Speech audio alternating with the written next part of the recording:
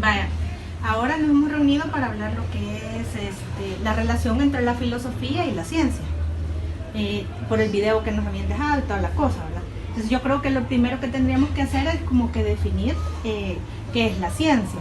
¿Alguno tendrá alguna opinión de la ciencia? No sé. Pues sobre la ciencia, lo que hemos entendido es que es una forma de conocer el mundo, ya sea de forma física o una realidad humana, y lo hacemos generalmente a través de observaciones y experimentaciones, de tal manera que podamos repetir esas observaciones y experimentaciones, y así comprobar sobre lo que estamos haciendo y llegar a una conclusión por medio del método científico. Y ahí decía también que ya eso también nos va a ayudar como que a predecir otros fenómenos. Entonces, ya una vez que lo hemos comprobado, podemos predecirlo, y si se sigue repitiendo, puede llegar un momento en que no se repita, ¿verdad? Pero ya va a ser ciencia porque en las repeticiones se ha ido dando y nos ayuda a hacer las predicciones. 346 minutos más tarde. Vaya, creo que ya nos quedó claro lo que es el concepto de ciencia. Entonces ahora tendríamos que ver también qué es filosofía. No sé si alguien me puede decir. Yo investigué y leí que la filosofía es un conocimiento crítico y reflexivo de la realidad objetiva. Entonces ahí ya con eso, si es un conocimiento crítico de la realidad objetiva, y ya Omar también nos dijo lo que era la ciencia, ¿cómo podríamos decir esa relación de ciencia y filosofía? podemos decir ahí, puedo razonar, pero pensar en ese momento que ciencia es aquello que va quedando claro, las cosas verificables de las teorías que ya explican al mundo, de las que ya se tiene una certeza. Ya, o sea que ya es como un conocimiento que ya está establecido, algo así. Como que, ¿con qué podríamos comparar eso? Sería como que la filosofía es como esos barcos que con la punta van abriendo el hielo, van rompiendo el hielo y van abriendo la brecha para que se puede, para abrir el camino a la ciencia. Ya, o sea que primero va la filosofía guiando y como que la ciencia viniera por detrás, y con lo que la filosofía va encontrando en ese camino o las interrogantes que se va haciendo sobre la realidad y todo eso, viene la ciencia por detrás y lo va comprobando, algo así vendría siendo. Para que vaya quedando claro la ciencia y vaya también utilizando el método científico. Entonces ahí podemos decir que no se es un científico sin ser primero un filósofo, porque se hace filosofía de lo que no se conoce y ciencia es de lo que ya está establecido o lo que ya se conoce. También podríamos decir que para llegar a experimentar, primero se tiene que filosofar, especulando sobre posibles respuestas, y luego se aplica el método científico para poderlo comprobar. Ya, o sea que sí tiene mucha relación, no puede haber básicamente ciencia si no se ha filosofado primero, o sea que se necesita una de la otra, ¿verdad? Las dos se complementan, podemos ver de que una no es nada sin la otra. Entonces, por eso podemos decir que ciencia y filosofía tienen mucha relación. Y eso podríamos decir que viene desde la antigüedad, que desde eso vienen los filósofos demostrando otras teorías con la ciencia. Sí, como cuando lo que hablaba de la cosmovisión, ¿verdad? De que primero comenzaron a hacerse las interrogantes sobre qué era el mundo. Primero fue la filosofía y después fue la ciencia, porque la filosofía es la que se empezaba como que a buscar la esencia de las cosas, no se quedaba conforme, quería ir a la raíz de las cosas. Por eso que decía de eso, de la relación de ciencia y filosofía, que la filosofía es radical, porque va buscando el porqué de esas cosas, de dónde proviene el fin último de eso, lo esencial, no solo lo que percibimos a simple vista, ¿verdad? También podríamos decir que, si nos podemos recordar, que la filosofía es la madre de toda la ciencia, que de ahí han partido todos. Exacto.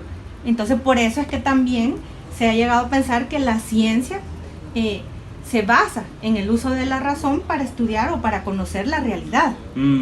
Pero eso no es cierto, porque realmente la ciencia desconfía de la razón y por eso mismo es que se pone a experimentar. Pero y entonces a mí no me queda claro todavía cómo la ciencia no va a ocupar la razón si la razón es la que nos ayuda a distinguir, a buscar, a pensar y actuar acertadamente y distinguir lo bueno, lo malo y de lo verdadero y lo falso. ¿Y cómo la ciencia entonces no va a ocupar la razón si tiene mucha? No, lo que pasa es que acuérdense que la razón es algo bien relativo. porque para usted puede tener su manera de razonar, ella su manera de razonar, ella su manera de razonar, y todo va a depender de las experiencias que uno tenga y la perspectiva desde donde uno lo vea. Entonces es algo bastante subjetivo y por eso no se tiene que basar en la razón, ni la ciencia ni la filosofía, porque esa es algo, sí se razona, pero siempre hay que hacerlo de manera objetiva. Por ponerle un ejemplo de la relatividad que existe en eso, por ejemplo, para una lombriz, un león, un tigre, es un animal que no es peligroso, y para mí sí es peligrosísimo porque me puede comer, pero a la lombriz no. Y sin embargo, para la lombriz, un gallo, un ganso, es lo peor que puede haber, porque ese sí se la va a comer a ella, y para mí no, al contrario, yo me lo puedo comer a él. Entonces va a ser relativo de acuerdo a la situación en la que uno esté y las experiencias que uno tenga. Entonces no vamos a razonar igual estando en una situación determinada que en otra situación que sea totalmente diferente. Todo va a ir dependiendo de las experiencias, y por eso también no nos podemos basar solo en la lógica, en cosas que parezcan obvias para todos, porque lo que es obvio para usted puede que no sea obvio para mí. Entonces no es lo lógico, pues, lo que vayamos pasando. Sí, es cierto que la lógica nos parece a veces obvia, pero en realidad no es así. Un ejemplo podría ser lo que decía Aristóteles, que si tiraba dos objetos, el más pesado iba a caer de una forma más rápida, obviamente. Sí, lógicamente. Sí, eso era algo obvio, pero cabala, es un buen ejemplo, porque ya después vino Galileo y le comprobó de que no era así, ya que dependía de muchos factores, pues, y ya cuando hizo las diferentes pruebas y todo, ya se comprobó que no dependía del peso. Entonces, eso era algo que nos puede parecer obvio, pero ya al comprobarlo experimentalmente como lo hace la ciencia, entonces ya no es tan obvio. Entonces ahí es donde entra el papel del filósofo, que siempre va a seguir criticando o reflexionando sobre las cosas que ya se han estudiado o lo que se cree que la ciencia ya comprobó.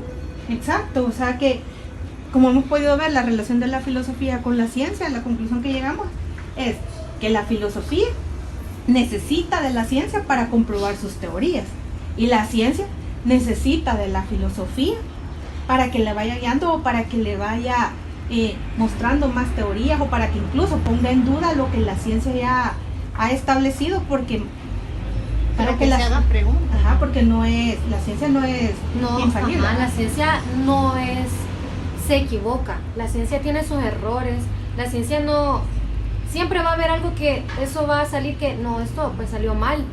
Entonces, o que dejaron de estudiar, ¿verdad? Ajá. O que no tomaron en cuenta. Entonces, como que es un círculo que siempre va necesitando una de la otra.